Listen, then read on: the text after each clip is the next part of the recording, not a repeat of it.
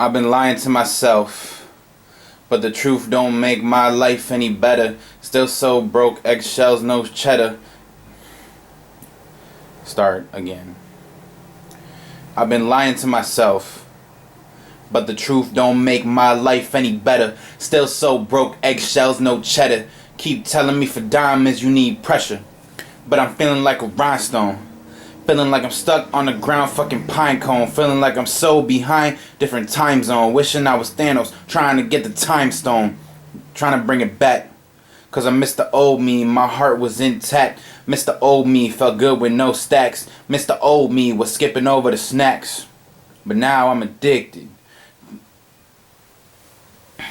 You gotta be fucking kidding me. But now I'm addicted to not doing shit, only trying to get lifted. Not giving fucks, not even trying to get bitches. Banking on luck and asking my own permission. Premonitions tradition. Premonitions tradition.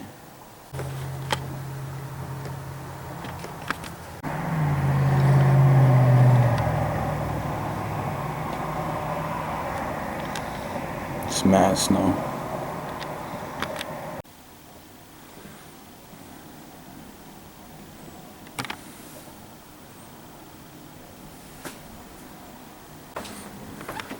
It's gonna be so fucking long until we can travel.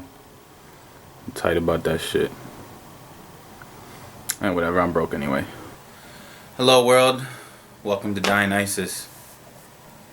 So this is essentially the first episode of a series I'm gonna do. This is a place for me to talk about things that I wouldn't tell anyone. This is a place for me to talk about all the crazy shit that's going on in my head. This is a place for me to give y'all another side of myself, I guess. It was pretty much inspired by HT Bar, which is a series from a rapper who goes by the name of JPEG Mafia.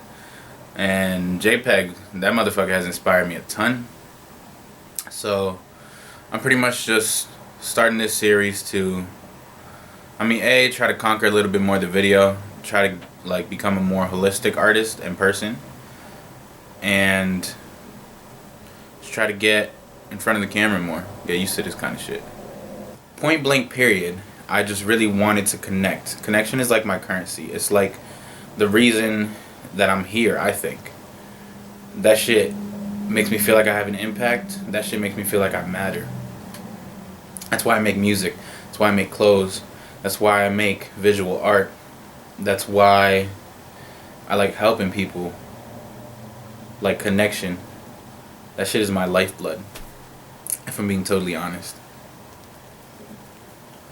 And this first episode is super scripted. It's weird for me to talk in front of the camera again like this, but I know it'll be normal again after I kind of dust it off and all that shit.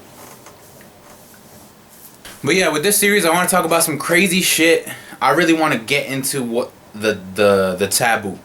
I want to get into all the stuff nobody wants to talk about, myself included. I want to get into the shadow self, the dark parts of our lives, just because in the West it's like motherfuckers ignore that, and it's still a part of you. So I think it's pretty important. It's really important, I think. However, that goes without saying that I think a lot of what I'm talking about is going to be dark. A lot of what I'm getting into is going to be different. And I didn't really plan to add any music or anything behind it. I kind of just figured I would start this way and kind of let life blend into it as it goes on. Yeah. So, this is like the only disclaimer I guess I'll put on it. It's just like, if you're not interested in really getting into it, if you're not interested in talking about the real shit, and if you're not interested in going deep, then maybe this isn't the shit for you. Maybe you might get offended by it, or it might trigger some stuff. But this, I just wanted to warn y'all now. And all that kind of leads into today's topic. And again, trigger warning, because I'm going to be talking about suicide. So since the beginning of 2018, I want to say, I spend a lot of days contemplating suicide and thinking about why I want to be alive. It's kind of crazy to say it, because I bet once most people see this, if they know me, it might come as a surprise, but it's real. And it's also not the end of the world. Like, I think it could be normalized. I think it should be normalized. And it's not to say that, you know, people killing themselves and going through it should be like, oh, that's not that crazy. Like, it is as intense as we make it to be. But I think talking about it and the conversations have to change. The way we go about that has to change, for sure. From other people I've heard talk about it and other conversations that have been had, podcasts, I mean, people throw it in songs, people throw the topic in their art. I think all those are progressive and they're positive. I think that shit is how we're going to get to a place where healing starts to happen. Definitely. And here's the thing, like, I'm alive, I'm still breathing, so it must mean something. Like, I have a purpose. Like Kanye with the just like Kanye when he got into that car accident and like he rapped about it 10 times, he had Through the Wire. I think Breathe In, Breathe Out. He said, I cracked my head on the steering wheel and I ain't even dead. If I could go through all that and still be breathing, it's been over. I'm here for a reason. That's like real shit. People who are in dark places often and they decide to share that, like, society continues to look down upon them. And that's some crazy shit to me, because like you're not that brave. You're not even close to as strong as they are. You, like, half of the people who are pointing fingers don't know shit about what that feels like. I think for me it is very depressive and a little bit of anxiety too, because it's kind of like, you know, I might start a day and it's like, you know, is it really worth trying today to overcome the challenges of today? I think some of it also comes from like self-worth, self-image, all that kind of shit. Like, a lot of times I don't like how I look. Like, being in front of this camera after all these years is crazy, because I like a little timeline too. Like 2016, 2017, like, life was good. Life was so good for me. Like, everything was fun. I was in high school playing sports. I just started making music in 2016 and I was loving that shit. Dropped my first project in 2017, graduated high school, got into college. Like, shit was lit, really. I didn't have any complaints and I was so excited for the future. I could finally go to college. My parents could stop bugging me. Fucking, I'd like be on my own. There are all these things that I wanted and I was looking forward to. And when I got to school, it was kind of nuts, because I went in for computer science engineering and I realized that shit was not for me at all. Like, the music and the art and all that other shit took over, really. It was a really gradual process because I didn't notice it at first, but that shit is like the closest I've ever been to purpose. You know, visual art, music, the clothes, all of that stuff. But anyway, back to, you know, mental health and all that stuff. Some shit happened in 2017 where, like, I learned new things about my family. I had a roommate who, like, I thought he was somebody and he ended up being somebody else. I had some heartbreak. I had a lot of stuff. Like, I lost a lot of people.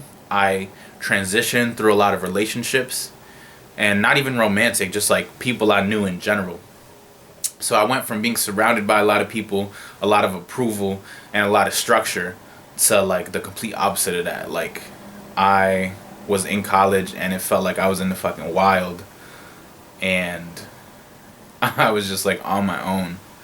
I had a couple homies still, which is great. Like, I wouldn't have made it without them. No lie. Like, I probably wouldn't be here without them. But man, that shift from, like, everybody says summer 16, oh, like, summer 16 was lit, like, everybody, but it's kind of facts. because 2018 hit and shit started going downhill. 2019 was trash. 2020 came around. The funny thing about 2020 is like shit didn't even phase me. It was a shitty year for a lot of people, but I was already going through it, so like that shit was light in a way for me. Which, no disrespect to, you know, everything that happened that year. Like, I felt like I was ready for that, which is wild because 2021 came around and I thought there'd be a turnaround, but not so much. It's more of the same for me, and there are bright spots, but I still definitely have been struggling deeply, for sure. And in terms of solutions, I've been putting some work in, but I don't know what it is that I can't stick to consistency. Consistency is interesting because, you know, I read the books, I watch the YouTube videos, I put the, you know, systems in practice, the meditation, the trying new things, the, you know, challenges, taking it day by day. And it's just like the crazy shit just continues to show itself. And I think a big thing is that I don't understand it. J. Cole KOD. Pain just comes from a lack of understanding. Like, that's fucking facts. That's a gem, I think. And I don't know. I wish I knew more. And it's like the more you know, for real. Like, it sounds cliche. Everything I'm saying here sounds cliche, low-key. But it's kind of facts. The more you know you don't know shit. And that has continued to show itself too. Point blank period, I think mental health should be treated very differently. When somebody actually jumps off a bridge or stabs themselves, cuts themselves until they bleed out, when they shoot themselves in the head, like when that actually happens and they succeed in ending it, it's really interesting to me because that's met with so much shame and guilt from everybody who remains here. The issue with that is there's still a bunch of people fighting that battle every day.